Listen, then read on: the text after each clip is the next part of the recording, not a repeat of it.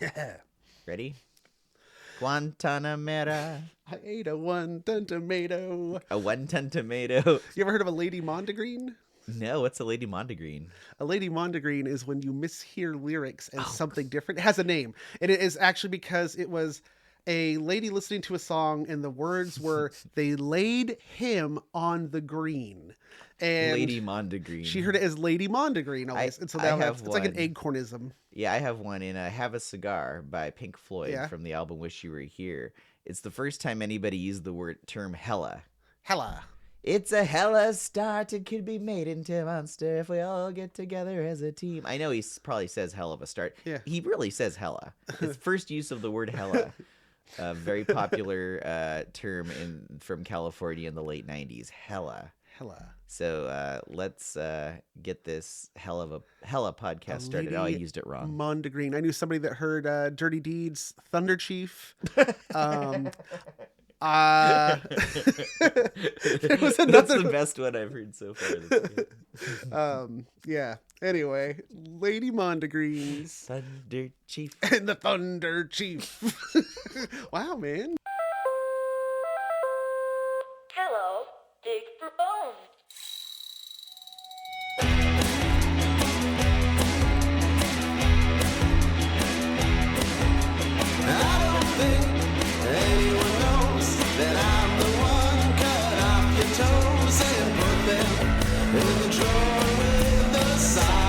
Hello, and welcome to the Least Haunted Podcast, a place where science, skepticism, humor, and anthropology meet to discuss all things spooky, haunting, supernatural, and sometimes just the plain ridiculous. I'm your host, Cody Franks, and joining me as almost always is, welcoming warmly from wandering with wholesome words and wonderful wrappings, a warbling wizard weaving a web of wondrous, warping ways, the who, the what, the why, that is...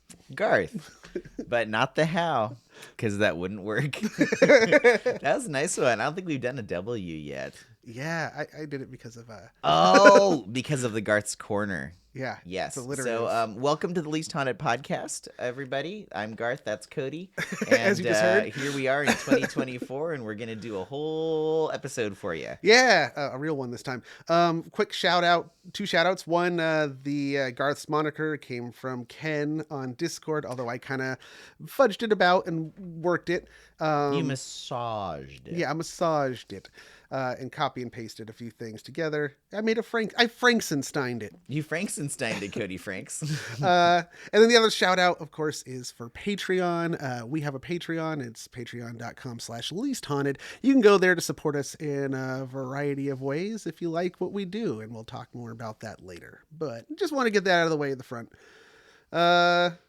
I like the rims of your glasses. I never noticed them before. Oh, really? Yeah, what do you call that? Because I had sunglasses that looked like that. Kennedy wore them. It became popular a couple years ago. It almost appears like there is no rim on the bottom. Yeah, the bottom rim is thin, Inset. but It's the like- yeah. top is like bolder. It's Yeah. like retro-y. I don't know, it's man. cool looking. Dude, these frames were like $20. They were like Nice. pretty Yeah. cheap. And I like dig them. it. Yeah. You mean they were Thunder Chief? Thunder cheap. Thunder Chief.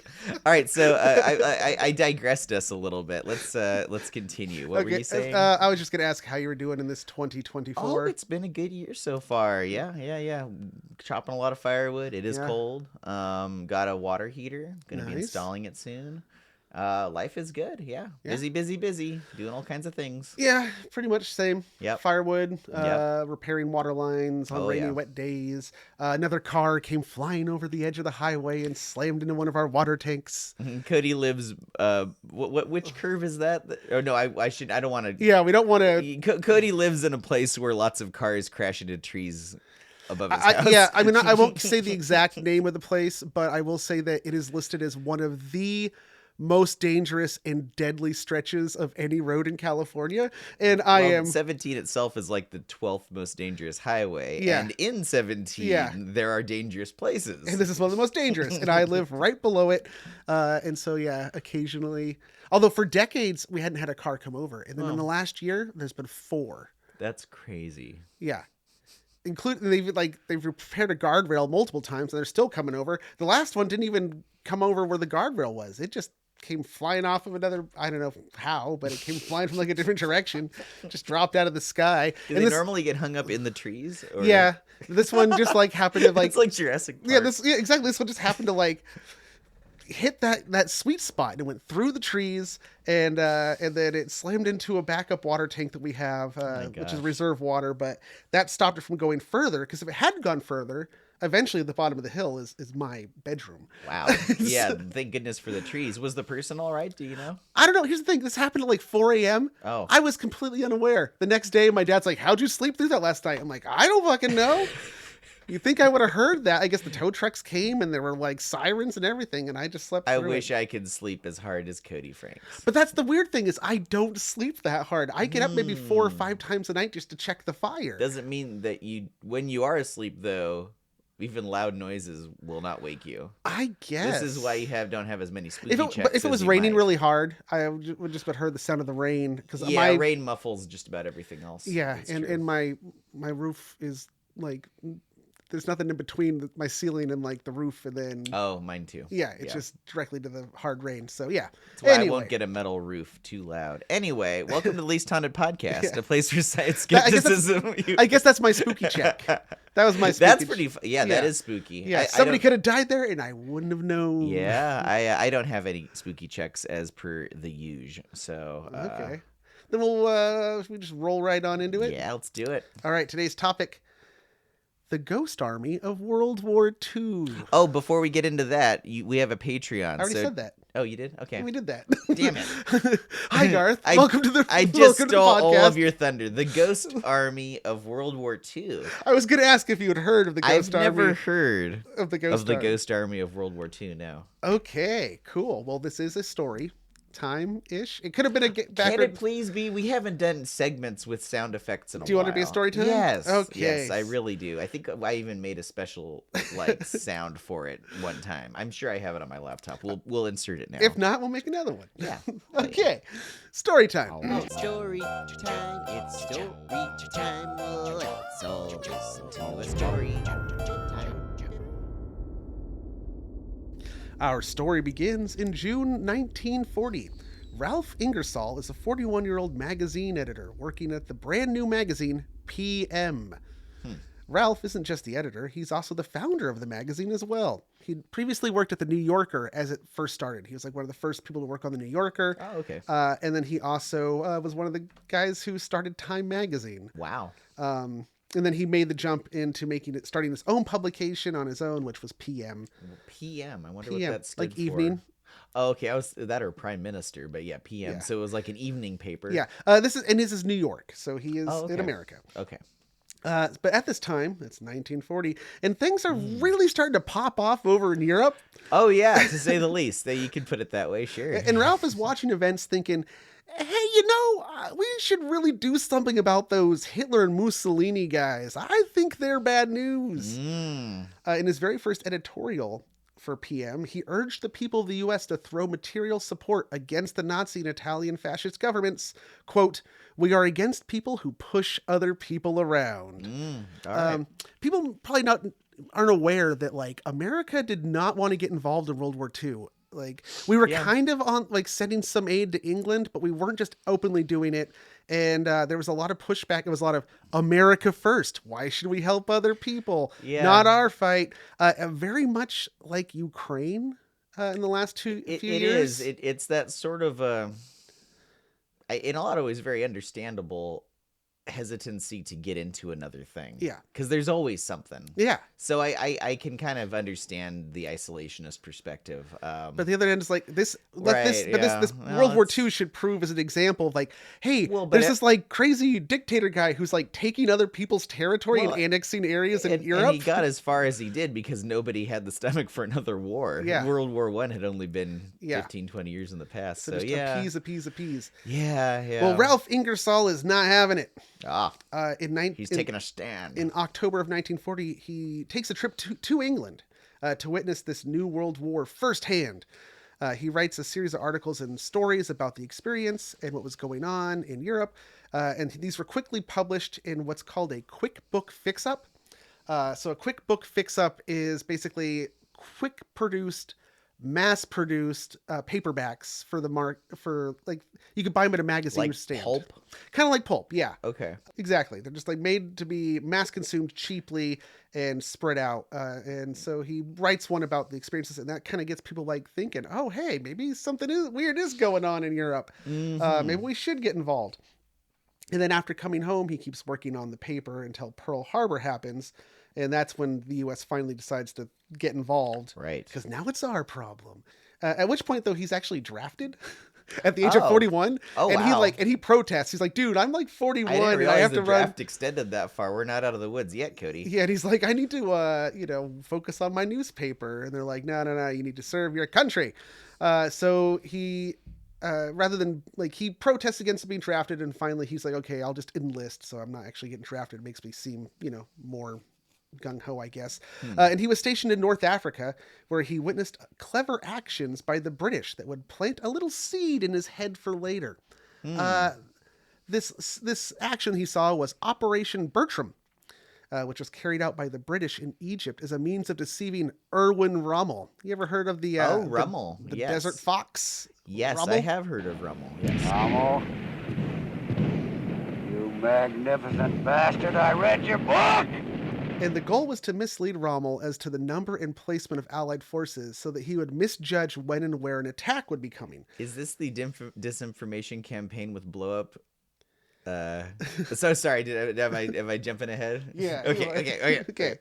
So they achieved this by creating dummy equipment and fake radio chatter. So they were broadcasting fake radio chatter that could get intercepted, and then just putting out dummy equipment like fake trucks and fake tanks.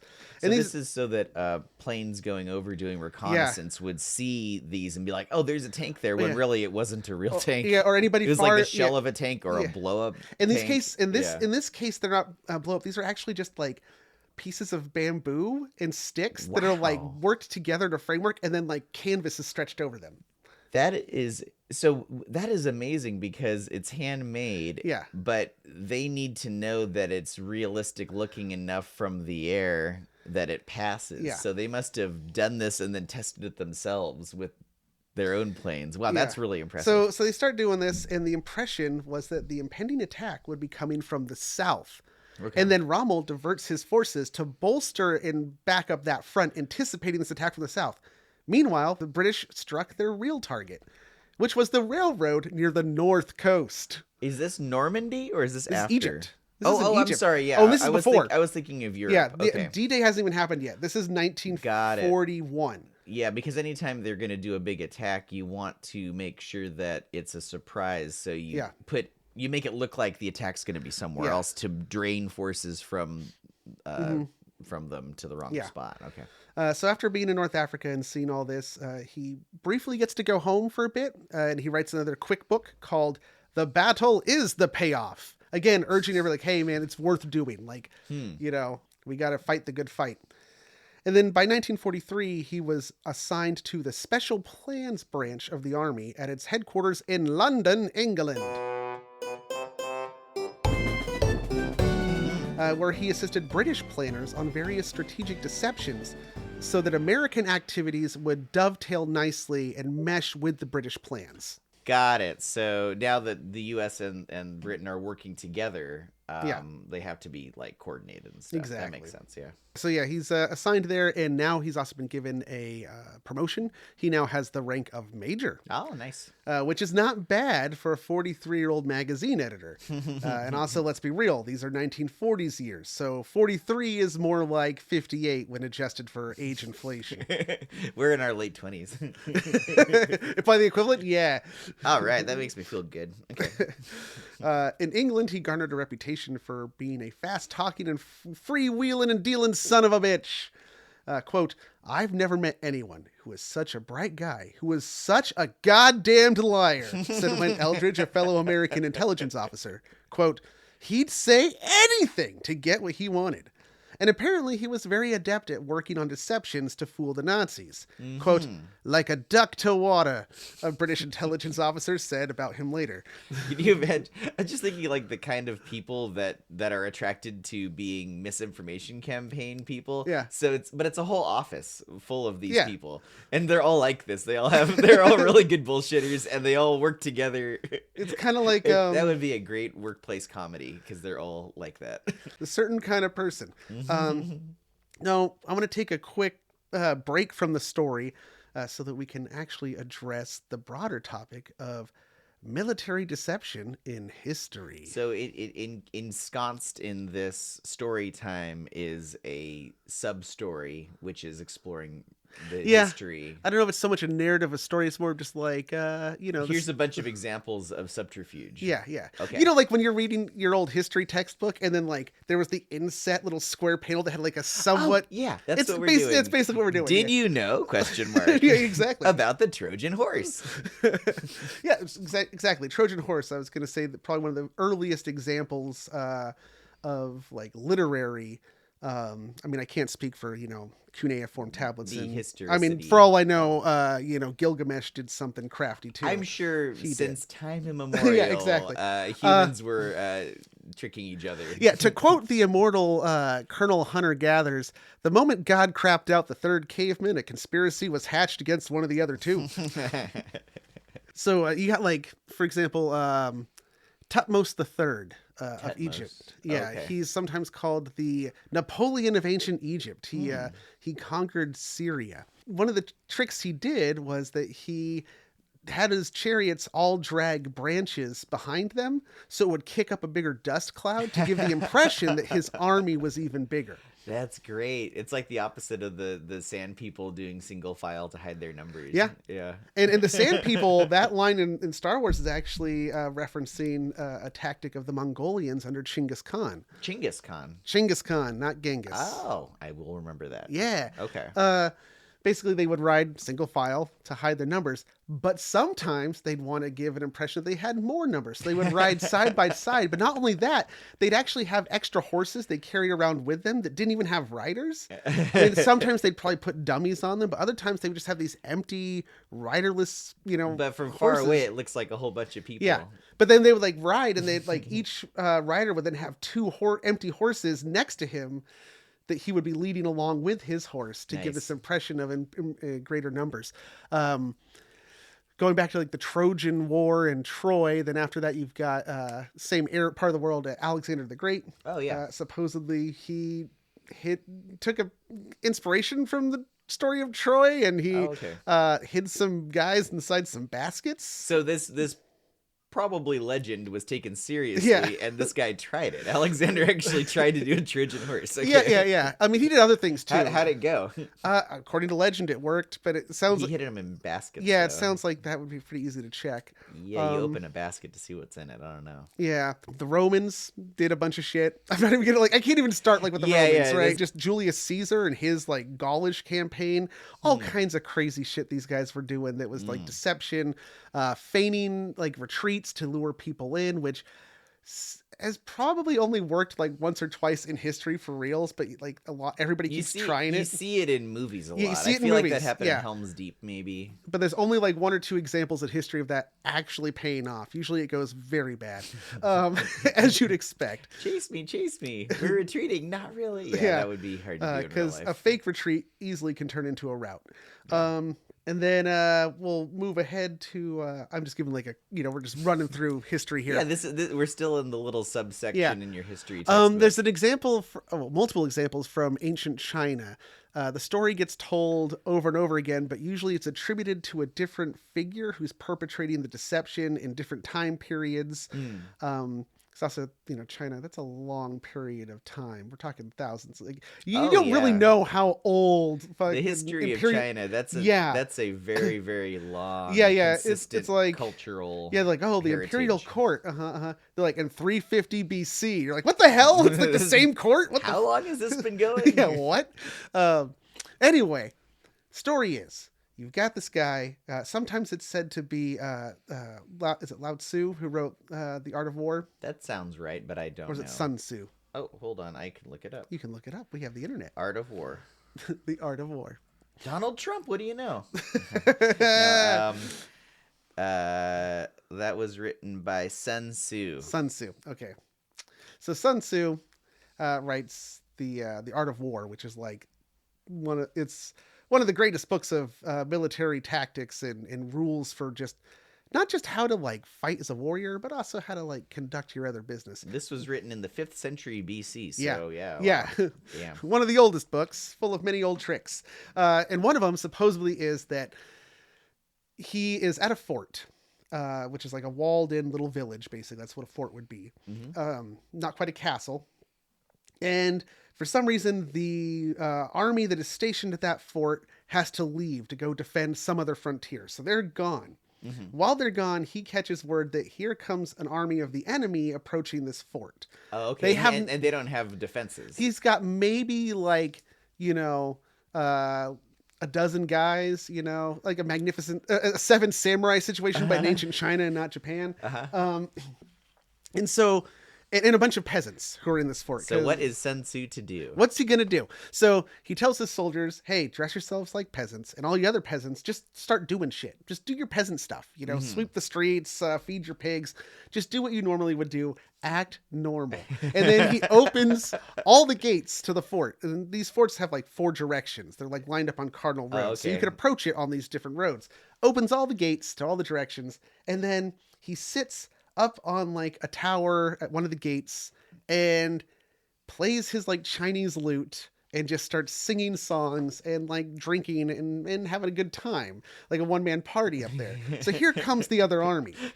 Now the other army, this fortress has all of the gates open and everyone's just chilling. And there's some drunk guy up there just singing. Now the army, for the sake of the story, they actually know that he's in there. And he's already renowned as being like this great tactician. Okay, like, so they're expecting him and they recognize him? Yeah, as a military. Yeah, they know he's there. Like maybe they have a scout or a spy or something like who's like, hey, by the way, he's there. And so they know like one of the greatest military minds of history up to that point is there.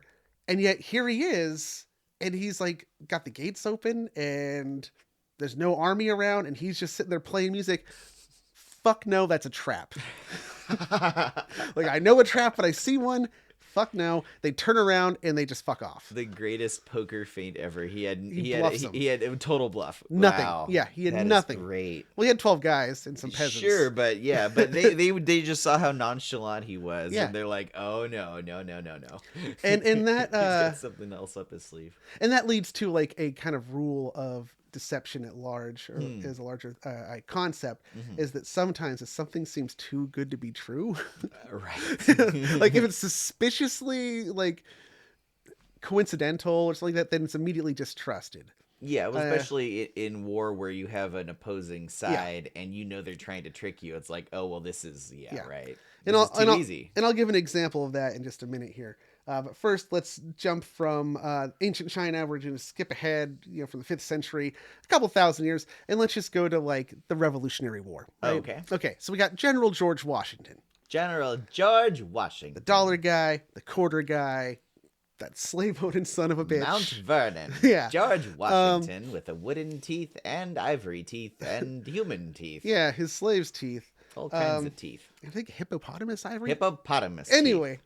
Where do you get that? Doesn't matter. Point is, Revolutionary War. He was a man of the world. Yeah, he's leading the Continental Army. Now, previously, before he was rebelling against England, when he actually was part of the British Army. Right, yeah, because up until the Revolutionary War, he was a British military general. Right. He fought in the French Indian Wars disastrously, lost all of his men. Yeah, right? Had a disaster. So he learned from his experiences. He's like, I'm not going to lose all of my men again. And jump ahead jump ahead to the Revolutionary War. It's this thing called the Battle of Long Island. So Long Island in New York. It's in I think the Hudson. It's next to Manhattan Island. A bunch of islands out there, Right. And he's got his men there, and they know that there is a superior British force that's just across the river from them, that's waiting to cross like at dawn. So they're on the mainland or on another they're island? They're on the island, and the other guys and the British are on the mainland. Got it, okay. And they know that the British are coming over and they're in the kind morning. of cornering them. Really, Yeah, but they're like, oh, we're trapped on this island. Yeah. So they need to like buy time and they need to escape.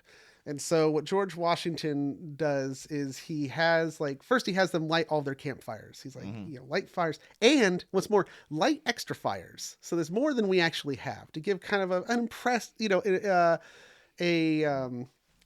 like exaggerated number. It's like Khan, Chinggis. Chinggis. It's like Chinggis Khan with horses on either side. Yeah, exactly. So it looks like there's more people than there are. Yeah. Okay. And then he assigns a little battalion, a smaller group, to like, hey, your job tonight, just keep these fires going. So they're running around fueling these fires. Meanwhile, while that's happening, he is wrapping the wagon wheels on all of his wagons with rags to muffle them. And so they don't like make noises on the cobbles. And then he is sending his men in batches, in small groups down the road at like intervals. So it's not like a lot of noise. You didn't think it'd be like or small, a big crowd that might be invisible, even though it's at night. Multiple horses all together might start getting each other to make noises. That'll get loud. So he's got them going. And where they're going is to the other end of the island, where there are small ferries that are then taking them in batches across the river in the opposite direction to Manhattan. Nice.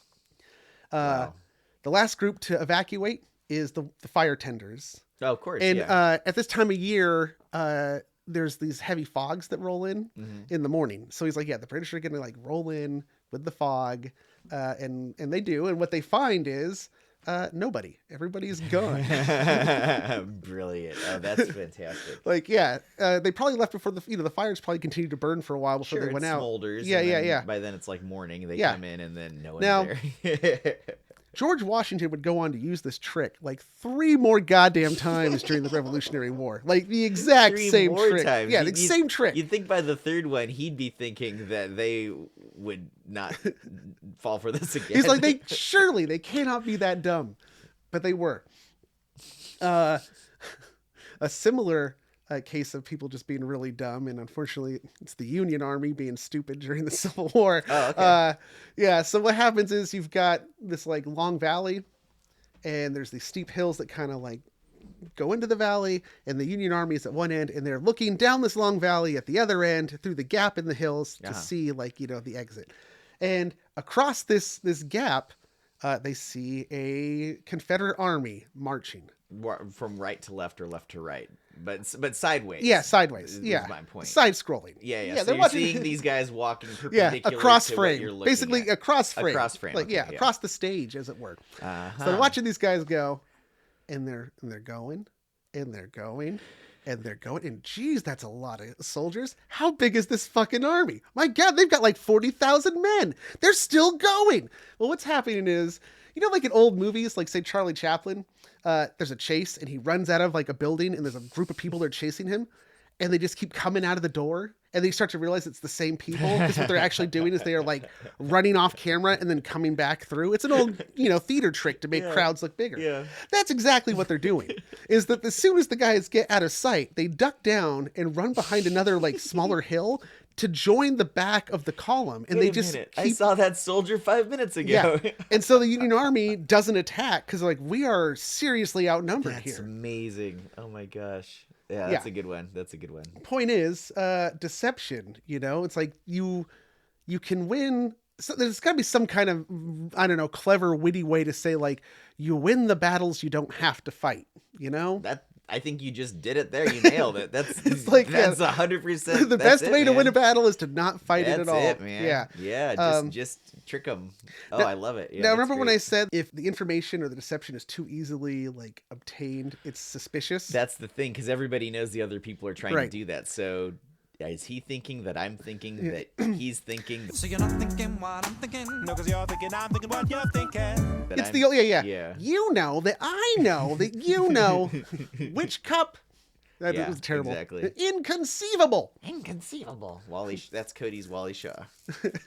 My dinner with Andre was terrible. He just kept talking about all this weird stuff. I like normal things. We're so different. Let's talk about it for an hour and a half. Over dinner.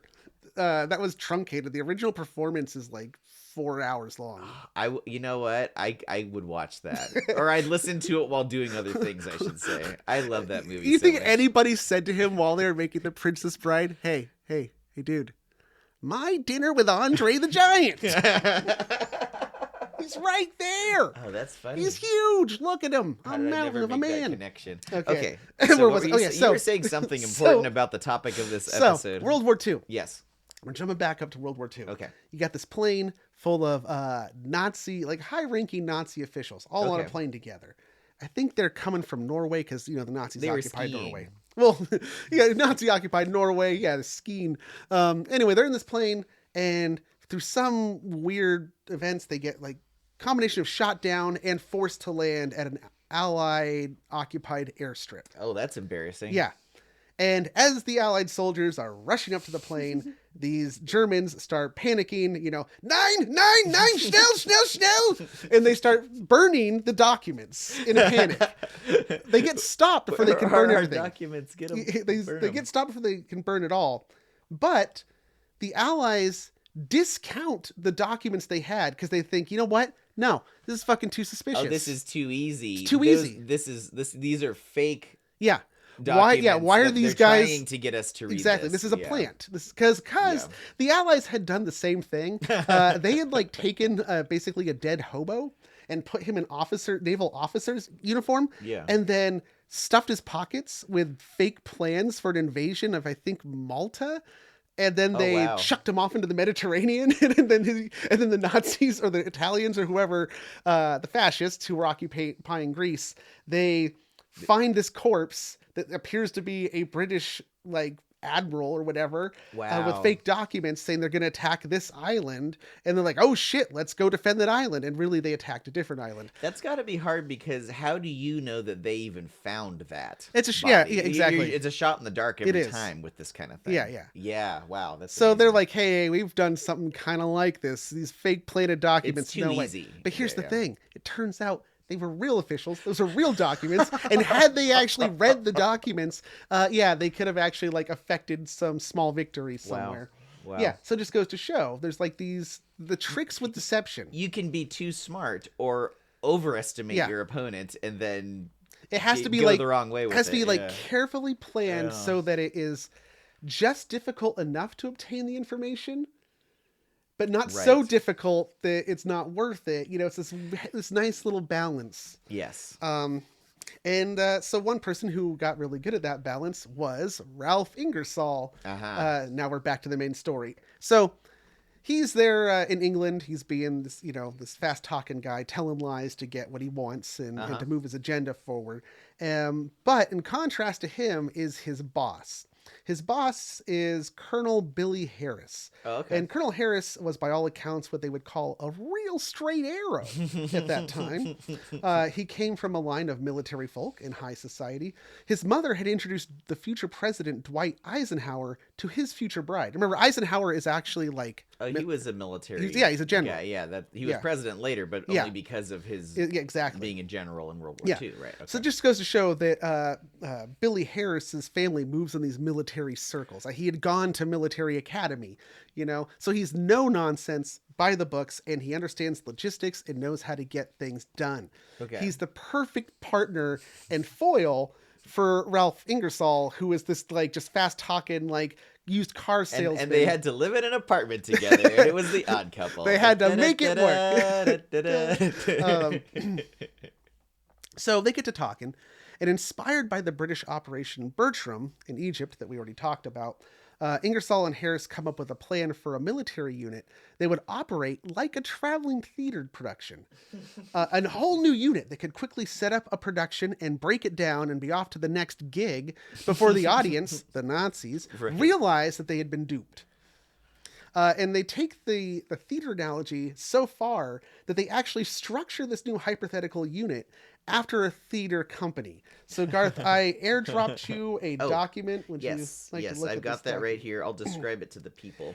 Yeah, what you're viewing here is basically the cast list for this new unit. So we've got a piece of paper yellowed with time, and this is all handwritten. It's just like little notes.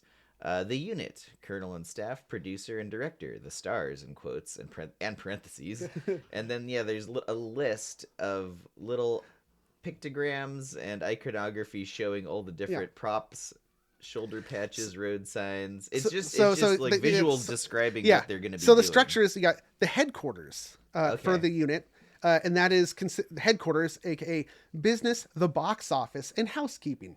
Then you have the 603 camouflage group, which I'll explain in more detail coming soon. They're scenery, props, shoulder patches, road signs, etc. Then you have like a little broadcasting company, and that's the radio. They're responsible for scripts and dialogue. They're the writers. Oh wow, so they're getting very elaborate here. Yeah. And then below that you have a core of engineers, and they are the stagehands. They are the guys who build the sets. And then you have another group below that, which is sound effects and Foley. Oh my gosh, offstage noises. This is incredible. Okay. So they put together this plan, and they take it to the top brass. Just as preparations are beginning for the forthcoming D-Day assault. Oh my gosh, so this is high stakes. Yeah. And of course, the idea was approved. I mean, everybody fucking loves it. They're like, yes, this is what we need. Natural showmanship. Yeah, go do it. I mean, of course it got approved. This is what we're talking about, right? It's the topic. So now, were they called the Ghost Army yet? Not really, not officially. They kind of get that name over time. Got it. So the new unit is actually dubbed the 23rd Headquarters Special Troops, and were activated on January 4th, 1944, almost 6 months exactly. 44? Yeah. Oh, okay, so this is way after D-Day. No, D-Day is June 1944. I thought D-Day was 41. No, Pearl Harbor was 41. Pearl Harbor was 41. D-Day was only a year before the end of the war? It happens fast, dude. That's crazy. I thought D-Day was like the next, like a few months after.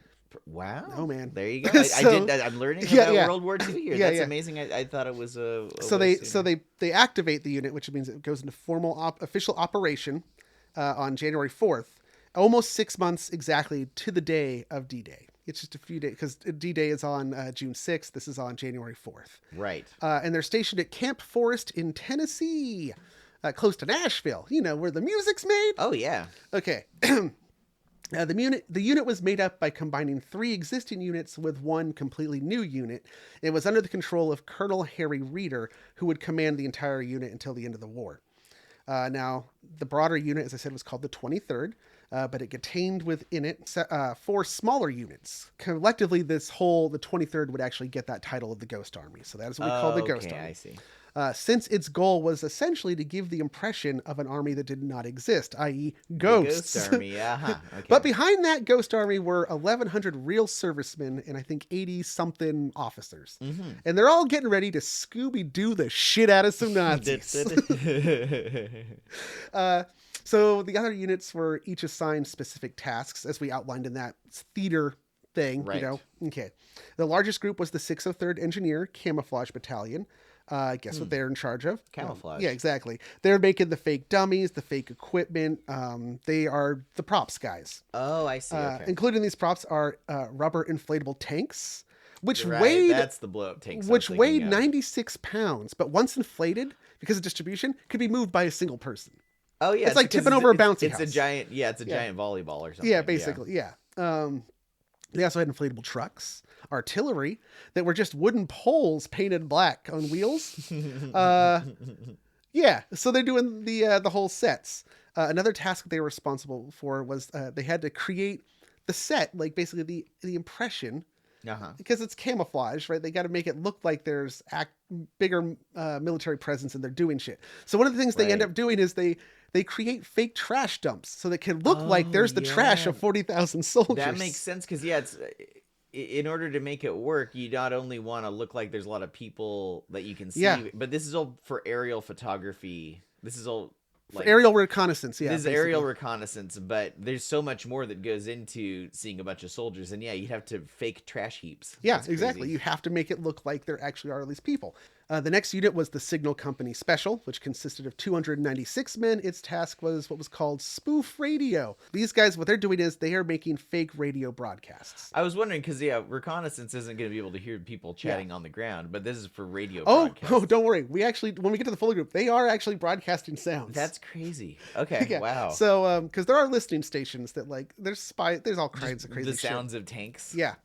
Okay, so the spoof radio, they are making fake radio chatter about troop movements and, logistics of like, we need, more Bort license plates. We need more Bort license plates in the gift shop. I repeat, we are sold out of Bort license plates. Or whatever. Not really, but Right. It's essentially that. The mundane chatter of 40,000 men. Yeah. Fun fact, did you know that telegraph operators develop their own voice or accent, as it were? No. It's true. How The style and cadence in which the operator taps out the Morse code can be as unique as handwriting or a signature.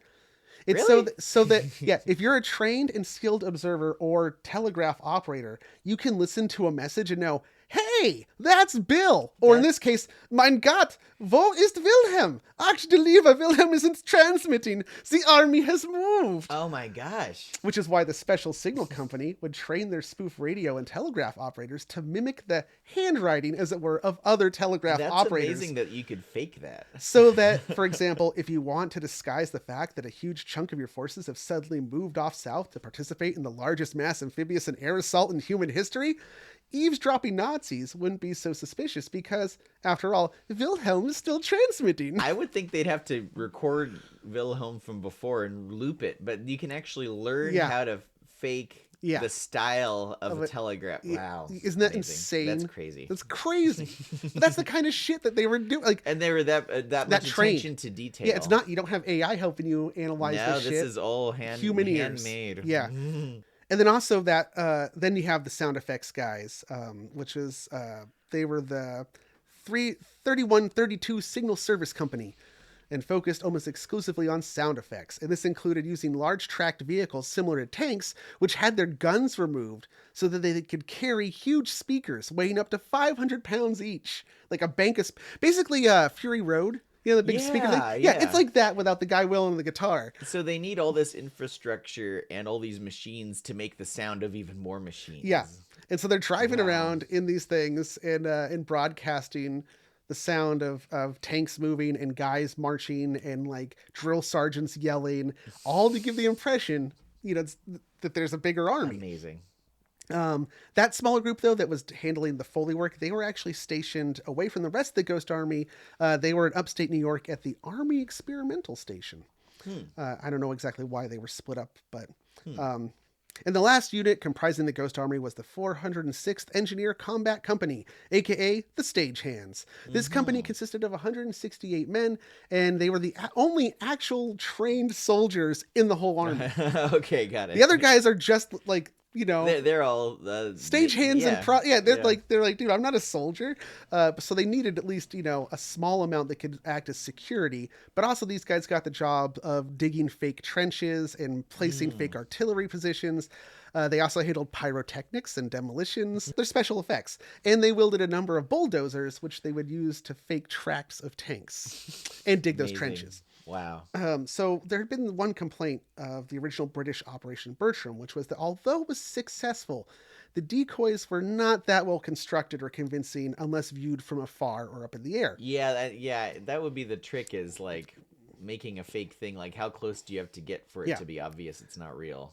So to fix that with the Ghost Army, it recruited from the entertainment industry and the artist community. After all, who better to form a militarized theater troupe than actual fucking theater folk? Hollywood, right? Comes to the rescue. So they start sending flyers to art colleges. Wow. Soliciting artists to join in the war effort under the false pretense, maybe, that you're going to be like making propaganda or that's posters. what I was thinking, because this is a covert operation, so you don't want to be like going, hey, we're doing fake exactly. So these artists are coming in thinking they'll do other kinds of art, and then they are no, here's what we're really doing. You have to make this fake tank. Because the deception doesn't work if everybody knows what you're up to. And so this is from a 2022 Smithsonian article. Here is a quote from Bernie Bluestein, who was recruited by a flyer he found hanging up in his Cleveland, Ohio art school when he was just 19. Quote, if I had known that, meaning like what he would be assigned to do, the Ghost Army. Okay, if I had known that before I got into the service, I probably would have made a different decision. He said this because, as we mentioned before, the Ghost Army was secret. In fact, it was top secret. So secret that the army did not even fully recognize or acknowledge that they fucking existed. So he can't really put this in his portfolio. For it's also to that extent, there'd be no military support that could be given to them once they were deployed. So if they need like, oh shit, damn. we're surrounded, you're out of luck. Wow, no one's going to be there to help. Also, because they weren't really fighting men, this meant that the army, which did not acknowledge they existed, could not or would not give them any actual working artillery or machine guns. The best they could do was each guy got a carbine rifle. Wow. But the whole idea of this is that they're spreading out what looks like an army to a greater extent than it really is. So obviously they're not going to have a lot of weapons with them. Those weapons are needed elsewhere, and that's why they're doing this. So, so as you can imagine, the job is extremely dangerous. Think about it. Your goal is to make the enemy think that you are either a much larger force and hope they stay away, best case scenario, or that you lure the attention of the enemy towards you. I mean, that's kind of the idea. Yeah, exactly. You're basically a sitting duck either on way, purpose. Yeah, either way, not ideal. Yeah, the secrecy was so intense that those serving in the Ghost Army were forbidden to even tell their loved ones where or what they were up to.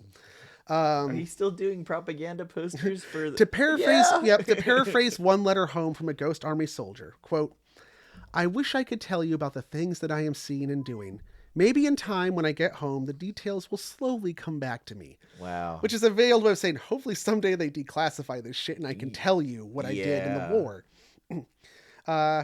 Now, remember how I said the camouflage unit was responsible for costumes? Right. Well, this just wasn't for the dummy soldiers that would be made, like mannequins that were placed out in fields and shit, but also so the soldiers in the Ghost Army could pose as members of other units when they would visit town on leave. Oh, yeah, because they need to leave sometimes to get supplies and food. They're staying out here, so this included fake they've got to have a backstory. This includes fake IDs, fake patches, uniforms. Also trying to tell like the locals that, we're out there with all of our tanks. Like we really are that big army, because the locals are hearing this. And now, even though if they're doing this in right now they're training in the US, but eventually they're going to start doing this in England and then Europe. So at least in the start in the US, I was imagining they were already in Europe. They haven't gotten to Europe yet. They're still this is just rehearsal. They're just testing. This is the rehearsal. Oh, yeah. And even then it's secret, of course. Yeah, because, the threat of spies is everywhere. Right. Right. And so you have to like play the idea like, no, we really are this big army, Yeah. So again, quoting Bernie Bluestein, we circulated in the saloons and everywhere we could go into town at dusk, letting locals know that we were the real troops. Wink, wink. The tanks were just part of the visual effect. So the preparations for the big performance are underway, and the main force of the Ghost Army heads off to England to start rehearsals for the big premiere. And we're going to talk about that. But first, dig for bones.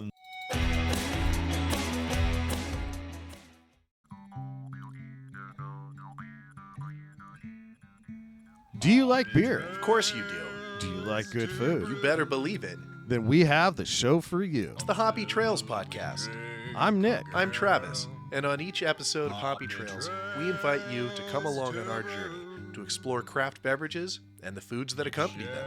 Check out Hoppy Trails on hoppytrailspod.com or listen wherever you find your podcasts. Connect with us on Instagram at hoppytrailspod or reach out to hoppytrailspod@gmail.com. We would love to hear from you. Come travel the Hoppy Trails with us, and remember to always say yes to the hoppy ending. Cheers!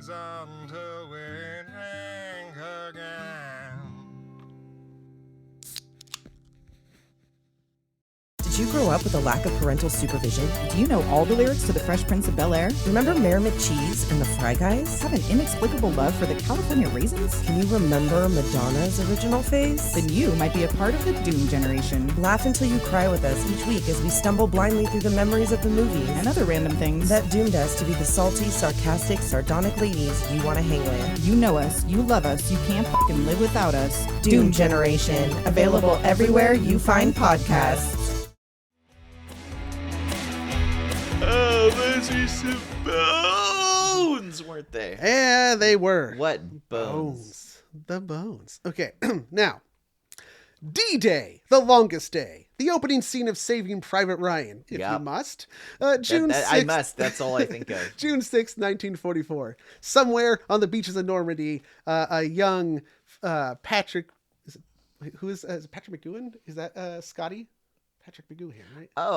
James Doohan. James Doohan. Patrick McGoohan's the prisoner. So yeah, somewhere on the shores of the beaches of Normandy, James Doohan is getting his fingers shot off. Right. Yes. It's the largest combined amphibious and aerial assault in human history. Wow. One of the defining fulcrum points of modern human history. It really is a changing moment in the course of human history. And the Ghost Army was headed to Normandy. Our old friend Ralph Ingersoll had been hanging out in England this whole time, working on the British part of the Ghost Army equation. He had cleverly been using his deception techniques, to fool the Nazis. Because you see, the Nazis knew an invasion was coming. They just didn't know when or exactly where. So the British deceptors used the Ghost Army techniques and tactics. They were doing their own similar thing to what the U.S. was preparing for. They had because remember, they also started with Operation Bertram. Right, okay. I'm trying to remember what the name of this operation was. But they had this operation where they are like trying to say to the Nazis, hey, look over here. We're going to cross the British Channel up here in the north. Uh-huh. And meanwhile, they're getting ready to do it on the south. This is actually when they start using that, like, the fake telegraph operator trick. Oh, okay. Is that they have the guy who is, like, now mimicking the other telegraph operator so that he can then pull out and move to go join the invasion. And meanwhile, the Nazis still think, oh, no, they haven't left. Their guy's still there. Yeah, the guy is still there. Mm-hmm. Okay. Wow. And as we know, D-Day was a success, a violent, bloody success. And the Ghost Army then made it the trip to France to participate in the invasion and perform their traveling show. They take it on the road. It's showtime, baby. So the Ghost Army wasn't at Normandy, of course, because Normandy was the real one. But they actually do make the crossing with everybody at Normandy. Oh, weird. Yeah. Oh, yeah, because how else are they going to get into Europe? Yeah, exactly. So they have to be disguised amongst the regular soldiers, so nobody, because it'd be conspicuous if there's this one group that's moving how separate. Else? I hadn't thought of it, but how else are they even going to get to Europe? And once they're on the beaches of Normandy, they then meet up with the Foley guys who were stationed in upstate New York. They then come a different route, and so they don't meet up and get as one whole Ghost Army unit until Normandy. Got it. Okay. Once there, then it's like, okay, it's time to start the show. It's time to start the music. It's time to start the show. Let's get this party started. Ghost Army tonight.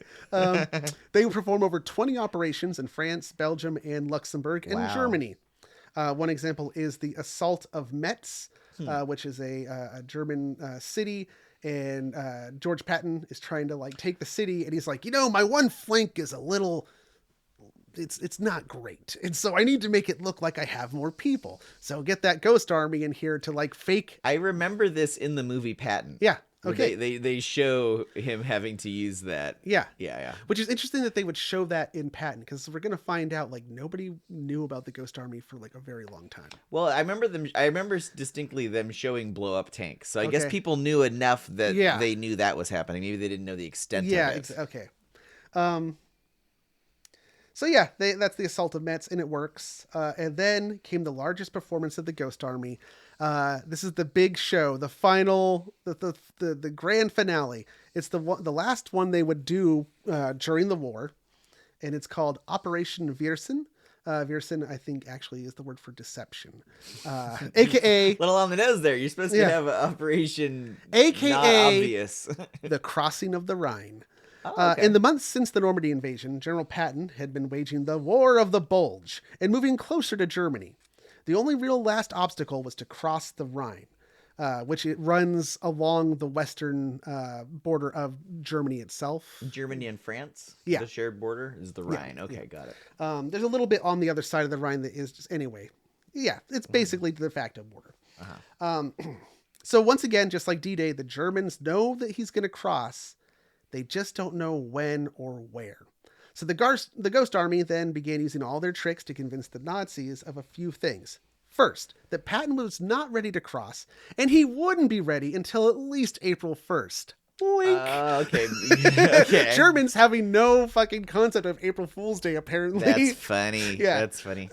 Now, at this point, I should just ask, do we have any knowledge of how...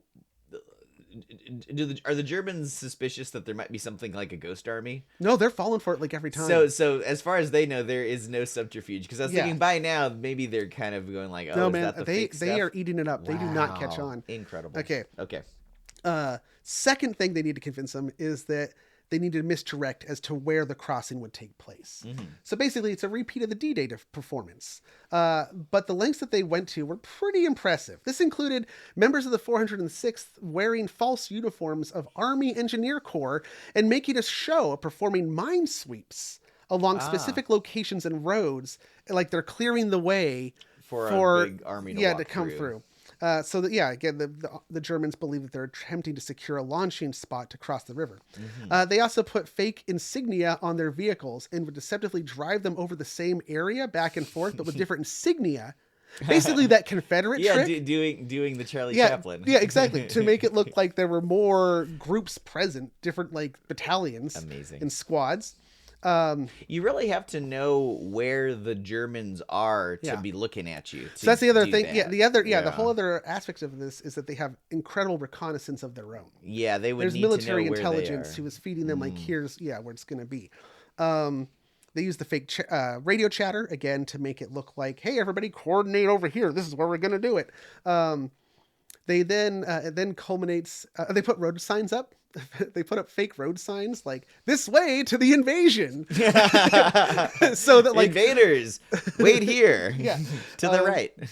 So that it gives the impression they're trying to like direct traffic for the invasion force to a specific spot, and this all culminates in the grand performance, the grand finale, 3 nights only, called the Sonic Bridge.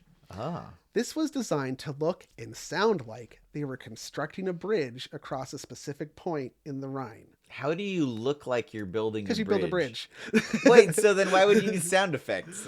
To make it seem like it was moving along faster, or that there was a larger group working on it. I guess you could make a bridge out of plywood. Well, they don't need to actually work. They don't actually need to build the whole bridge. They just need to, like, under cover of darkness, build a little bit.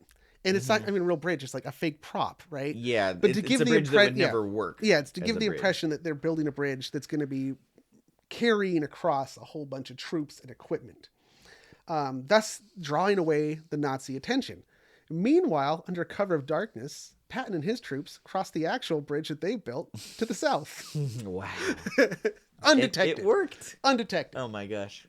Yeah, don't look with you look at the right hand, you don't see what the left hand's doing. It's prestidigitation. It's like magician shit. They're using, and I think they actually did recruit some stage magicians to this too. Yeah, like, hey, how do you do misdirection? Yeah, we could also use some maybe some mirrors to cool infinity shot. Looks like there's way more tanks than there actually are. Basic shit. It has been estimated that the actions of the Ghost Army are directly responsible for, we could say directly, without a doubt, saving anywhere from 15 to 30,000 Allied troops. Wow. And who knows how many others indirectly through the ranks. Well, yeah, I mean, that's how war is. So depending on how quickly that brought the war to an end, it's inestimable. Yeah, but out of those 20 operations that they carried out, they could point to those and say, you know what, we can actually say, like, had they not done this, we would have lost this many men here. So, wow. 15 to 30,000. Yet their success would go unknown by the general public for almost 30 years. Wow. The activities of the Ghost Army were highly classified to the point that after the war, when Ralph Ingersoll was accused of being un-American or communist during the Red Scare and the House Un-Americans Committee, he was unable to point to any contribution that he had done in the war to defend himself. Sucks. Yeah. Wow. What were you doing during the war? It was classified. Classified. Yep. But if I could tell you, you'd be really impressed. Right? Yeah. Yeah. So, the existence of the Ghost Army was a well-kept secret, even though it did not cease completely. It carried on in certain forms. I was thinking, I mean, they kept it a secret because they thought, well, maybe we'll want to do this again. And they kind of do dust it off a few times, like in smaller operations, I think, in the Korean War and maybe Vietnam. They might have dusted it off somewhere in Garth's corner. In 1985, the Ghost Army was briefly declassified, seemingly through an error, at least long enough for the Smithsonian Magazine to run an article about it. But then, in a strange twist, it's reclassified and disacknowledged publicly until 1996. Burn all those Smithsonian magazines. So, Garth, I just want to ask, you as an artist, a very talented and competent one, seriously, folks, check out artbygarth.com. Buy a print, why not? Yeah. Imagine it's World War II. And your artistic skills actually help win the war. But you can't tell anyone about it. And nobody knows or fucking cares. There's no special medals. There's no commendations. Hell, there's not even technically an official insignia for your unit. I mean, there's an unofficial logo that they used, and actually there's a top secret document that was the official history of the Ghost Army that was classified, and it had this insignia on it. But as far as anybody knows, you know, your unit did not exist. And that also that logo's pretty... If I were in that situation, yeah, how would you feel? How would I feel? I don't know. That would be me in another situation, another time. I mean, yeah, Right? On one hand, you're like, well, I didn't do it for the glory. Right. But on the other hand, it's nice to be like, hey, dude, good job. Well, and this was the case for all kinds of people. Yeah. And, you know, when a war is over, that it's like, oh, I did all this, and then it all ends. And it's like, well, yeah, I don't know. Well, that was a terrible. That's terrible answer. Well, you can cut that part. In 1996, an army analyst who was finally able to review the reports and official history of the Ghost Army as it was being declassified said, quote, "Rarely, if ever, has there been a group of such a few men who had so great an influence on the outcome of a major military campaign." For the record, they only lost 3 men. Really? Yeah. Wow, they came under fire a few times. I was gonna say, you would think that if you're making yourself a sitting duck and looking like a bunch of soldiers, they would have gotten attacked sometime. I figued sooner or later their cover would be blown because somebody would call their bluff. But I guess it never happened. But they did lose 3 people. 3 people. 30. There were 30 injuries, but like 3 fatalities. So that's pretty good odds out of 1,100 men. That's remarkably successful. That's crazy. Now, out of the original 1,100 members of the Ghost Army, not counting the 80 some odd officers, but the actual soldiers, only about 11 were still alive in 2013 when PBS ran a documentary that finally, for the first time, told the whole story of the Ghost Army. The documentary was a joint production of PBS and the Ghost Army Legacy Project, from which I basically got almost all my research. All my research for this episode came from either the Ghost Army Legacy Project or Smithsonian Magazine article. Wow. So the Legacy Project, though, campaigned for another 6 years after the release of the documentary to get official recognition for the soldiers of the Ghost Army. And this campaign was largely ignored. Trump years. There were other things that were more important. Right. Bunch of losers. They didn't even really exist. Ghosts. Who wants to give ghosts medals? They can't even hold them. It's Cody's Trump impression, everybody. That's not even. I'm not even going to dignify him with like a good one. You know? Fuck that guy. Okay. It's amazing to me that it took that long for that to be declassified. Because, I mean, like I said, I can imagine why they would want to keep it classified in case you want to do that again in the future. So why ever declassify it? Like, at some point, the tactics must have progressed so far that it's all cyber. Talking about it, that's old school anyway. You're not going to fool anybody with inflatable tanks. It took until the 90s for that to be old. Yeah. So finally, in 2022, under a new administration, they introduced a Senate bill. And it was the Senate Banking, Housing, and Urban Affairs Committee, which is so weird. The committees that are responsible for things, right? That's a lot. Of things. On December 15th, 2021, they unanimously passed S-1404, the Ghost Army Congressional Gold Medal Act. And then on January 19th, 2022, the House of Representatives also passed 1404 because it has to go through the Senate, then the House. And then one of the few things that Congress had passed. And then on Tuesday, February 1st, 2022, President Biden signed into law S-1404, the Ghost Army Congressional Gold Medal Act, which provides for the award of the Congressional Gold Medal to the Ghost Army in recognition of their unique and highly distinguished service in conducting deception operations during World War II. They finally got their recognition. Unfortunately, most of them are ghosts at this point. Actual ghosts, because only 7 members of the Ghost Army are still alive to receive the medals. Amazing. I think one of them, Bernie Bluestein, you're my boy Blue, 98 years old. Wow. He's an artist. He's still doing art. Wow. Amazing. And so that's the story of the Ghost Army in World War II. Admittedly, not at all paranormal. Definitely least haunted, though. Yeah. I mean, come on. I think that completely qualifies as, having finished the episode, I would say that qualifies as least haunted episode. I mean, come on. It's called the Ghost Army, for God's sakes. They're using hoaxes to help win the war. How can we not pay respect where it's deserved and due? I mean, it's not like an army was ever going to try to actually fake real ghosts, right, Garth? That would be crazy. So with that, we're going to jump into Garth's corner where the army tried to fake real ghosts. You thought they were Scooby-Dooing before. Oh, you ain't seen nothing yet. Old Colonel Jenkins. All right, here's the Garth's Corner song.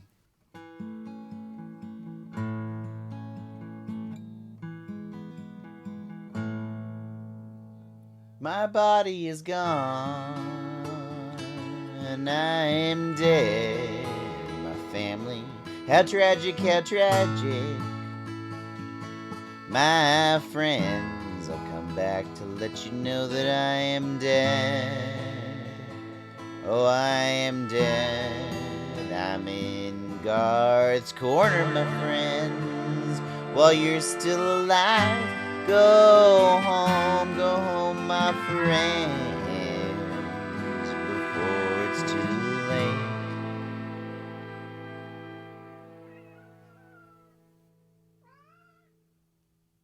There it was.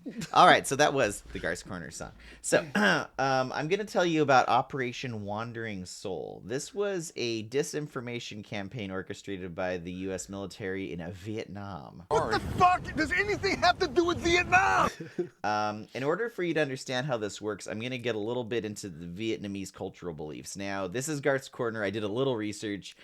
Hopefully I'm not painting things with too wide a brush, but I get to see Garth struggle to be the anthropologist. This is great. Yeah. So I'll just speak cultural sensitivity. Yeah. So correct me if I'm wrong about any of the nuances of this, but broad strokes, according to tradition, Vietnamese culture, the people who die need to have a proper burial in their homeland. If that kind of a thing doesn't occur, then the ghost or spirit or soul of that dead person will wander the earth aimlessly in pain and suffering and never be at peace. Purgatory. So, yeah. So you got to recover the body, basically, is the idea. The wandering soul can be contacted on occasions in some places, including the anniversary of their death or near where they died. And there is a annual holiday for everybody's got to have an annual Day of the Dead. It's sort of a Dia de los Muertos, but in Vietnam. So the U.S. There's a psych ops, like psychological warfare, and I think they came division. out of the Ghost Army. Yeah. So the people who were doing the Ghost Army, this is still the U.S. military 20 years later. And they'd been in Vietnam for a while, and suddenly it occurred to one of them, like, hey, could we take advantage of this cultural idea here? and when anthropology is used for evil. Yeah, really. So now tape recorders, this is like 1964. Yeah. Tape recorders were only recently ever like small enough you could have it handheld and actually go off into the world and record sound that was good enough, Before that, you're lugging around a reel-to-reel.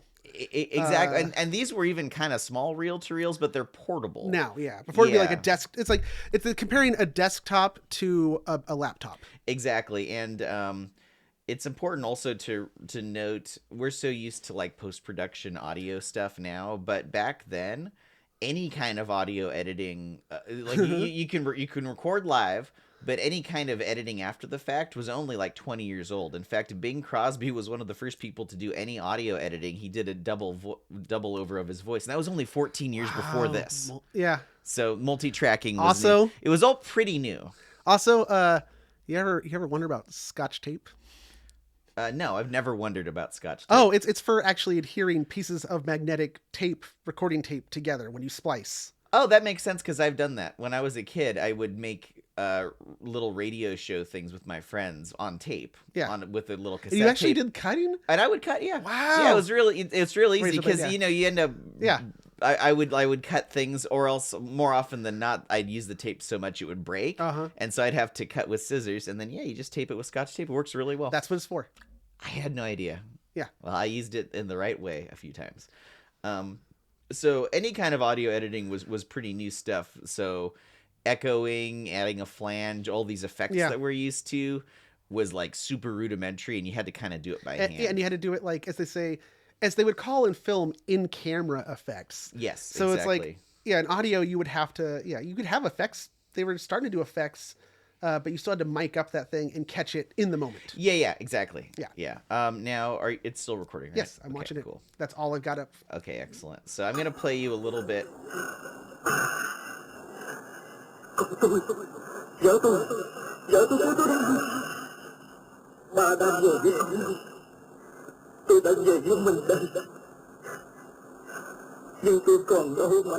So that's just a little bit of several tapes that they made over the course of a few months. The idea here is that they're trying to trick the Viet Congs into thinking that these are the voices of their dead comrades. Yeah. And so you have to imagine this. You have U.S. audio engineers. They're spending weeks recording voices and then adding eerie overdubs and sounds, as you could hear the echoes and flange stuff. Now, that was pretty, like, whatever by our modern ears, but back then, it was really freaky for people to hear. Especially in rural Vietnam? yeah, exactly. Even people who were more used to the technology of audio recording, it was kind of new. It would be considered avant-garde kind of experimental audio, like stuff now people go to a hadn't bunch heard. Of you go to a farmers bunch of turned rural soldiers. People. Yeah. Well, not only farmers turned soldiers, where they were playing this was just in the canyons around. We'll get into actually the implementation of this, but there were plenty of people who were just minding their own business in villages who heard this, and I actually had this idea once. You were gonna do this? With our friend TJ, who is one of the Monster Squadron, TJ Levenhagen. He is our engineer, our like electrical engineer friend. Someday he'll make us ghost hunting equipment. But we had this idea, like, what if you went out into the middle of the forest, right, and hid up in a tree a motion sensor activated, solar charged speaker. Oh, yeah. And there were two things I wanted it to do. You could have two variations. One, I thought it'd be great if you just actually shelled out the money and got someone like Patrick Stewart, right? To then record a message that just is, "Hello there. Welcome to the center of the forest." Right? And then it starts telling you forest facts. And fact and again, you have no idea where it's coming from. It's up in a tree somewhere. So you're out in the middle of fucking nowhere. Why are you even there? You're not even on a trail. Let's say you're not even on a trail. You're just in the middle of nowhere. And suddenly Patrick Stewart starts telling you forest facts. I think that's a great idea. Then you have to keep it waterproof. Oh, yeah. But you could do that. Yeah. Trail cameras are waterproof, too. So, yeah, you could work this out. The other thing was, what if you had freaky, like, religious muttering and chanting and shit? Now you're getting more into what these guys did. That was like, no, you could fake a haunting. Oh, easy. I was like, yeah. So like, put these out like in the woods, and somebody goes through, and they just start hearing like, demonic gibber jabber, like, play and then backwards. Like, praise the Lord, but like also have it be like real staticky and like reverby. Yeah, exactly. And so now we'll get into what people thought of this at the time, but if I were to walk around and hear that, I would assume it was somebody else hiking with like a speaker. I think. Would you? I think I would if I heard like weird stuff in the woods, but I don't know. I don't know, man. I watch like go on YouTube. Most of the things on. Okay, another side story. Sorry, that's all right. But it is Garth's Corner is now in neutral. But we'll jump back in a second. Well, it's all right. No good. I have my Ghostbusters jacket, right? Yes. And I was wearing it when I was in Phoenix, and I went to the Asian market to get supplies so I could make my father-in-law. I made them wonton soup. So in the checkout girl looks over and she sees my jacket and she goes, "You know what? I did see something strange in my neighborhood." She like turns and she goes, and I'm like, yeah? And she goes, "Turns out it was just a crackhead." And I said, 9 times out of 10, it's just someone out there doing something stupid. Whenever you think it's a ghost, it's just something stupid, out of context. So yeah. I saw something strange in my neighborhood. Just a crackhead skittering around. So yeah, if you put something out in the woods like that, would they assume that it was? Depends on the person. Yeah, I guess so. Okay, but how did the Viet Cong react? It became pretty clear that because they're recreating voices of Viet Cong soldiers that had been slain and were saying, "Oh, I'm in pain. Go home now. This is a useless war." Yada yada yada. So they needed to actually get Vietnamese people to do these voices. Yeah. And so they had a bunch of South Vietnamese soldiers come in to read these scripts. Sometimes they would have this like a secretary, like anybody they could get off the street to read these scripts. Yeah, I think isn't there one like there's talking about like there's like a girl calling out for her parents? All kinds of things like that. Yeah, there's a bunch of different variations of these. They got even more elaborate later on with the 10th one. They actually Ghost Tape 10. Yeah, Ghost Tape 10. They actually went to where did they go? I've heard this one like years ago. I heard Ghost Tape 10, and it is pretty unnerving. Like if you were really out in the woods and you heard this, we'll play a bunch of it. We always have some music at the end of the episode. Yeah. We'll put in like a whole minute of it for you guys to listen to. I'm assuming it's copyright free.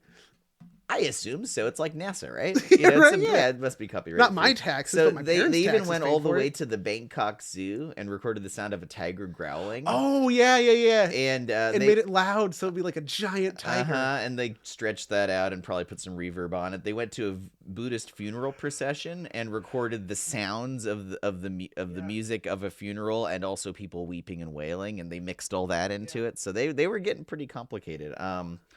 So how did this work with the Viet Cong? Can I make it? Yes, go ahead. I want to. I mean, I do know, but also I'm gonna You're disregard gonna that. You don't know in order to. But I am gonna make a prediction. Okay. Even if I didn't know, this would be my prediction. So the Viet Cong, communist army. Right. One thing about communism that you got to understand: notoriously atheist. Right. Very anti-superstition. Communism is the triumph of the reason of man to find a better way. So I'm going to assume that they didn't buy it. No, that wasn't the reason. Oh, that's not the reason? Not real. I mean, I think or the accents were the wrong accents. Like, wait, that's the not... communist ideology, I think, was probably secondary to more of a feeling of nationalism. When they would recruit people for the Viet Cong, it was... To them, they were fighting a civil war. Yeah. And it was like, we've got to keep Vietnam united, So they were coming at it from that kind of a selfless thing. They weren't all super indoctrinated communists necessarily. So they were not made to be atheists, I don't think. So the question though is did it work? And kind of maybe, but there's no way to tell. How would you be able to know if it worked? Would a bunch of soldiers come out of the forest saying, "Oh my gosh, we surrendered"? That didn't really happen, but it might have affected some the goal things. wasn't to make them surrender. The goal was to make them put down their guns and go home. Yeah, but how would you know if they had done that? Yeah. So it's hard to say whether it worked. Exit polling? Yeah, they tried a number of things. They went up and down the rivers in Vietnam, like playing the ghost tapes. Because it's like, all right, once you have the tape and you They have left speakers, that out. They left that out of Apocalypse Now. Yeah, exactly. How do you get the speakers close enough to where you know that the Viet Cong are hidden to know that they're even hearing it? Yeah, because most of them were hidden underground. So they're just like playing this in canyons where they think they might be. And so really a lot of people who heard this are just civilian villagers who aren't even rural people, and they're hearing it too. And so it was kind of they're probably getting freaked out, but they're like, dude, I'm not even fighting. I am home. Go home. I'm home. Yeah, exactly. As far as we know, the jury's out. Whether it was successful, probably not really. In a lot of instances, it was kind of obvious they were recording, so the Viet Cong just started shooting at wherever the sound was coming from, because like the risk of the ghost army, right? Exactly. They're just gonna start shooting at you. And it was revealing their hidden positions. So imagine being a soldier with a tape recorder and a microphone. You press play, it's like, oh, I'm telling them where I am. Or at the very least, they're like, dude, there's a giant tiger out there. Let's fucking kill it. Yeah, exactly. Shoot the giant tiger. Let's see. They ultimately stopped in the early 70s. This would have been 1964 it started. And they tried this for a few years, but they all right, gave let's up. take this again. Yeah, exactly. Try this one more time. So that was Wandering Souls, but that is not the end of Garth's Corner, because this story reminded me of another attempt at propaganda to persuade guerrilla fighters in the jungle to go home. And this one I read in a book called Humankind that was recommended to me by Travis Alexander. our least haunted attorney. I remember talking about this. I won't say where or when, but I do remember talking about this. Yes, very interesting stuff. And so this is a different story that has a lot of similarities to the Operation Wandering Soul. So this takes place in Colombia in 2006. The defense minister hired Carlos Rodriguez and Juan Pablo Garcia from an ad agency called Mullen Lowe to create an advertising campaign to help fight against the FARC, which is Latin American Guerrilla Army. They'd been fighting for like 50 years. Not to be confused with the Reddit alternative Farc.com. I've not heard of this. Oh, yeah. It's a message board that is for news aggregation and funny, Yeah, this is a different FARC. F-A-R-C. Not F-A-R-K. Yeah. So this had been going on for decades, like 50 years. Over 200,000 people had died in this, and it was pretty clear that the Colombian army wasn't going to just win this by brute force. They were struggling to find other ways of getting people to stop fighting. So advertisers started doing their research. Who's the target audience? Well, in this case, it's guerrilla fighters. So we've got terrorists as the target audience. So what are we going to do? So what they started doing is they started interviewing hundreds of former FARC fighters. Oh. Because obviously some people defect or give up. Yeah. And so they started trying to get an idea. What was it like being... Market research. Yeah, doing market research. And quote, and I'm quoting a lot here from the book Humankind. Quote, "The rebels have the same needs, dreams, and desires as we all have. Once you really understand they're not guerrillas, but humans," Carlos later explained, "the communication totally changes." So in 2000, they're not gorillas, they're humans, human beings. So in 2010, they began Operation Christmas. Special forces and Black Hawk helicopters flew down into guerrilla territory and dropped 2,000 Christmas lights on 75-foot tall trees in 9 different strategic spots. They attached motion detectors. This is your plan, Cody. They attached motion detectors to light up whenever anyone walked by. To remind them of like Christmas, so they go home for Christmas? Yes, exactly. They did this in December. So they had light up banners that read, "If Christmas can come to the jungle, you can come home. Demobilize. At Christmas, anything is possible." Was this a success? Yes, it was. It was it was a big success. Fucking Christmas. I know, dude. it seems so like, Christmas oh, miracle. Come on. But no, within a single month, 331 guerrilla insurgents had given up the fight. And many said that it was the Christmas trees that did it. So it's like, okay, so one time advertising did something good. Oh, they kept doing this. I'm going to give you a few more examples of what they did after this. Quote, "Our commander wasn't angry," one rebel said. "It was a different kind of propaganda than we'd seen. He was touched," end quote. So as it turned out, though, the FARC insurgents, most of them hadn't seen the Christmas trees. They tend to travel by river. And even though these were strategic spots they had placed them in, it wasn't necessarily the best spot. So next year, it's 2011, December again. Yeah. Operation Rivers of Light launches in December 2021. It's like when you pay to drive your car through the park and see the Christmas lights. Exactly. God damn it. Exactly. Quote, "Colombians who live near the river had been a main source of FARC recruits and were asked to write to their brothers, sisters, sons, and daughters and friends who had joined the rebel army. Their message, 'Come home, we're waiting for you.' These letters and small gifts were tucked into 6,823 floating balls, transparent Christmas ornaments, that were then dropped into the river. At night, the tiny lights inside the balls glowed and gave the river a twinkle, as if lighting the stars to guide the enemy. And causing irreparable ecological harm to the river, not to mention the species of fish whose breeding cycles were confused by lights. It's the jungle. Everything will be fine. Just saying, The result, 180 rebels laid down their weapons, including a FARC bomb maker. So that one worked too. He's like, at first I was going to make a bomb out of the plastic spheres, but then I opened one and was like, hey. It's only a few hundred people each time, but like, it's working. So they keep trying out different things. Next one, this is good. Operation Bethlehem. This is the next year. So this is 2012. They're dropping lambs on people out of helicopters. Sending wise men to go knock on doors. What? Carlos and Juan learned from some more FARC fighters they were talking to that actually some guerrillas actually did want to leave, but they become disoriented in the jungle. And if they wanted to go home, they wouldn't know which way to walk. Compasses? Oh, the star. God damn it. Well, follow yonder star. Yeah, it's the fucking Operation Bethlehem. Yeah. So military helicopters drop thousands of little lights, and they also set up giant beacons on the ground that could be seen for miles. These lights provided a path for any rebels who were trying to find their way out of the jungle, like the shepherds who followed the star to Bethlehem. They had more ideas, Cody. How can we milk the Bible and Christmas for some more things? Fucking, it's working, though. Okay, let me see. Right. I'm going to see if I can anticipate the next one. You won't. Well, no, it's not going to be some kind of Three Kings. It's not themed. Oh, damn it. But it is a really interesting idea. So they got a list of mothers of known insurgents. And a lot of these had not themed. Mother Mary. Hello. No, yeah, they could have. Some of them hadn't seen their kids in 20 years, and Carlos and Juan asked the mothers to give them childhood photos of the rebels, and the team placed these pictures, and which only the guerrillas themselves would recognize. So this is very, very direct campaigning to individuals. Yeah. And they just placed these in parts of the jungle where they knew that some of the rebels would be, and with the words, before you were a guerrilla, you were my child. And that one was a huge hit, too. 218 people came back home when they saw that, reunited. They were also, once they got back, this is important, they were granted amnesty and sent into reintegration programs to help them learn a trade and find a job. So going to the idea of insurgents and guerrilla fighters, that was the one, it wasn't but it was one of many, many, many big missteps with the Mujahideen in Afghanistan.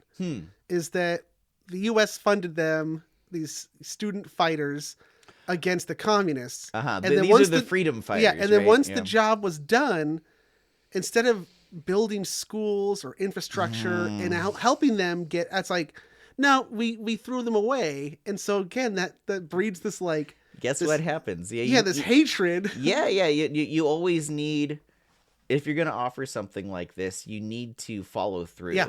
Because people hear about it. Yeah. And it's like, oh, well, yeah, they might be saying this year, but am I guaranteed some other kind of future later? Yeah. And when you hear, anyway, getting into foreign politics, but I mean, it's very true. Now, the cynic in me, or I don't know what the FARC's goal was or how they were a communist guerrilla fighters. They'd been fighting for so long.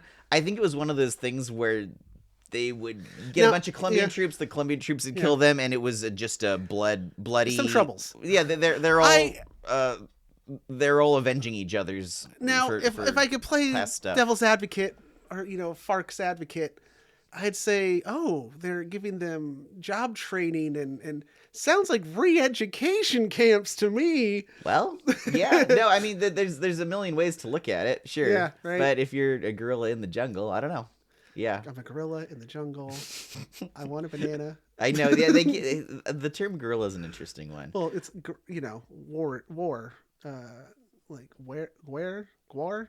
Is that where it comes from? The band Gwar? No. Gwar comes from an unintelligible guttural yell. Oh, that makes sense. No, but like gorilla means fighter because in Latin, the word for war. Is it a false cognate with the word gorilla for the animal? It is. Oh, okay. Got it just coincidentally is that most gorillas that fight happen to be in the jungle. Right. Yeah. It's very confusing. Yeah. It's a false cognate. So, they did this for several years, and the FARC's ranks went from 20,000 to about half. Wow. In that time, slowly but surely. Now, of course, this exodus isn't just down to the ad campaigns. There were other contributing factors, but it is understood that they played a crucial role. And in 2016, they laid down their weapons and signed a peace treaty. Wow. However, since then, in the last couple of years, some people have gone back to resume fighting. There have been some skirmishes. Just to be clear, it is a happy ending. Peace doesn't come in a day. It's a very happy ending. There has been a little bit of going back the other way in recent years. Some FARC people have gone back into the jungle. There's been a bit of stuff, but it's nothing like it was. Yeah. And a good part of it was due to these campaigns. Alternatives to brute force killing. Again, pretty interesting. You win every battle. You don't have to fight. Yeah, it is. So that is Garth's Corner. All right. It's a good corner. Oh, thanks, man. I was pretty happy with that corner. I had known about the Operation Wandering Soul. Well, you suggested I do that for this, but I was like... But I had never heard of the FARC As soon as I was reading about this, because I just finished re-listening to that book. I do audiobooks, and Humankind. Yeah. And I should say who wrote Humankind, since I referenced it. Not to be confused with Mankind, who fell off the Hell in a Cell cage match in 1997. What? It's an internet meme. Okay. Yeah, so that was written by Rutger Berman.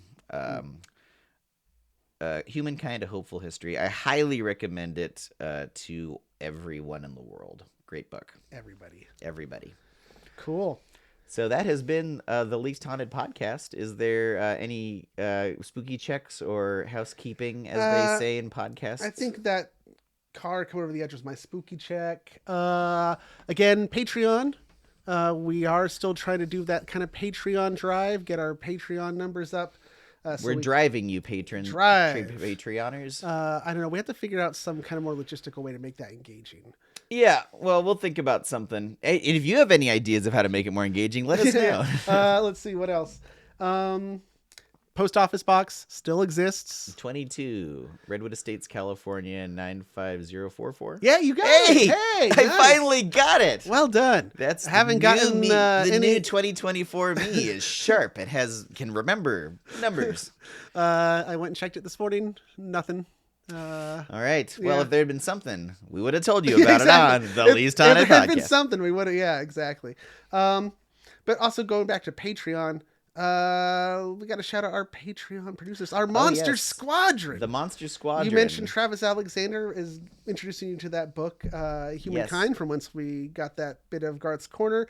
I mentioned my plan to Scooby-Doo the Forest with our Monster Squadron member TJ Levenhagen. And of course, that was it. Yeah. But now we're going to mention all of the Monster Squadron, which is Travis Alexander, the Bi Barbarian, Rachel Krieger, Tom Dahl, Justin Duckham, Kelly Flynn, Gunnar Franks, Carla Harrington, Havelock, New Jared, Brian Lamb, TJ Levenhagen, Alicia Overton, Jordan Ramey, Blue Roan, and Tatum.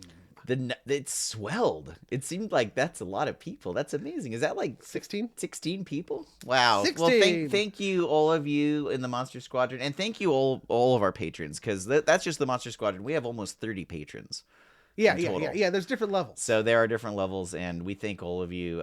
Your support is very motivational, because this podcast takes a lot, and it's really nice to know that people enjoy the show. And dude, it is this is episode 97. So we're getting close to the centennial.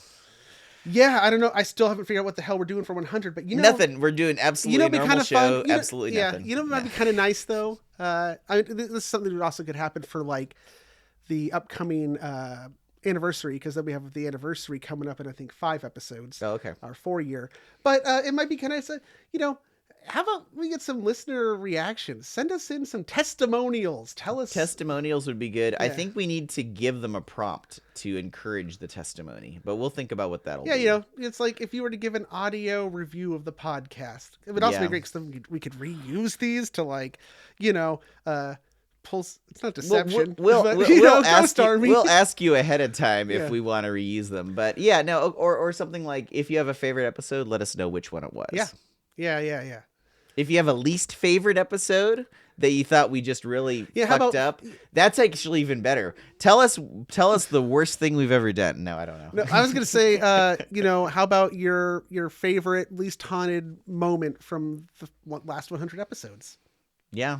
4 years worth of episodes. 4 years have been. Can you believe that? Oh my God. Yep. Which means it's been 4 years since quarantine. Wow. Yeah.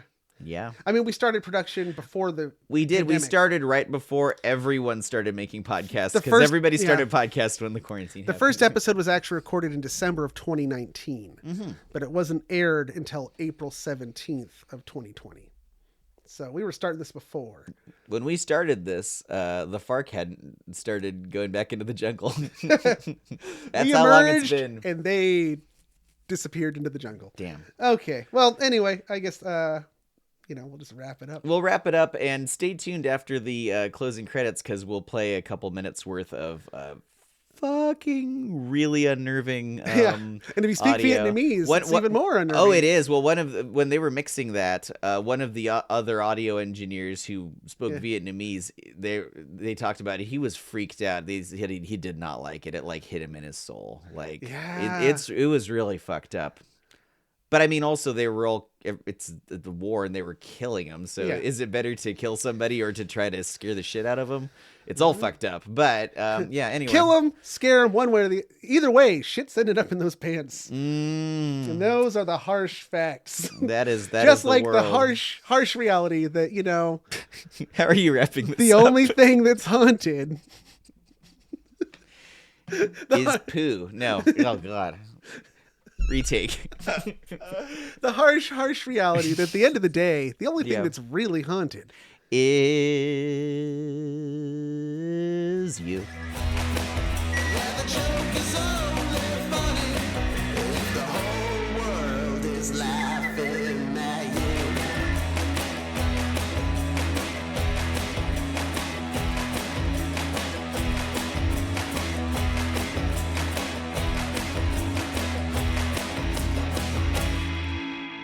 Say goodbye.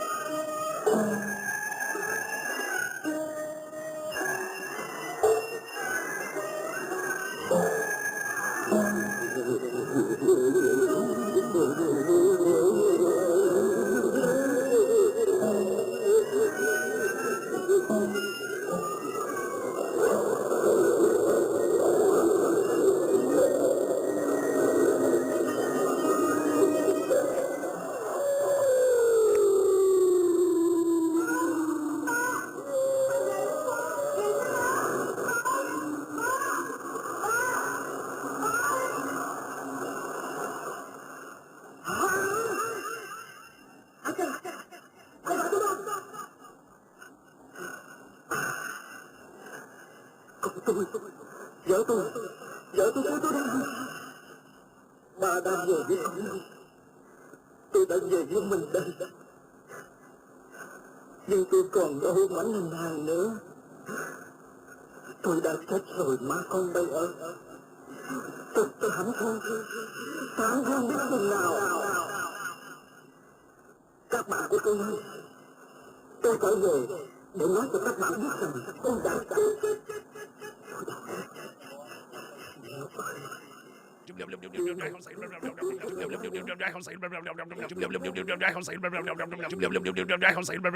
Praise the Lord! The Least Haunted podcast is recorded before a dead studio audience and is a presentation of Sequoidea Productions, LLC.